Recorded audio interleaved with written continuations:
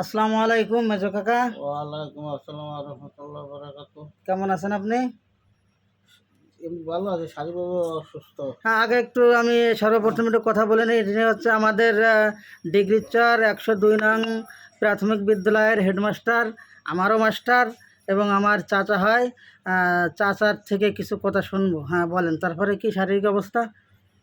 গত 9 তারিখে স্কুলে গেছি, দেখি যে আমার কথা এড়ে যাচ্ছে।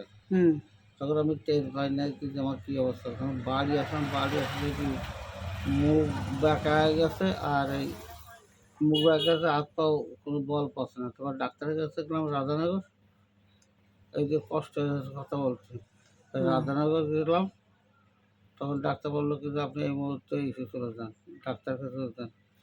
ডাক্তার আমার সঙ্গে নড়াইল পাঠালো, নড়াইল পাঠাবার সিটি স্ক্যান করার পর সিটি স্ক্যান করলেন নড়াইল থেকে? নড়াইল থেকে, কিন্তু ওই সময় বেহুশ, হ্যাঁ, হুঁশ নাই? হুশ নাই। হুম।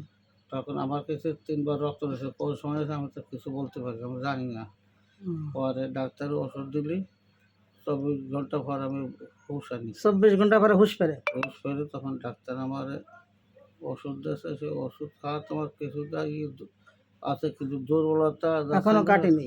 না। আর কথাটা পুরো ক্লিয়ার হচ্ছে না, আর সামান্য কথা বললে হাঁফ উঠে যাচ্ছে, আর হাঁটা চলা করতে পারতেছে না। হ্যাঁ, এখন দর্শকদের উদ্দেশ্যে আপনি কি বলতে চান? দর্শকদের উদ্দেশ্য বলতে চাই কি, আমার জন্য সবাই দোয়া করবেন, আমার জন্য সুস্থ হয়।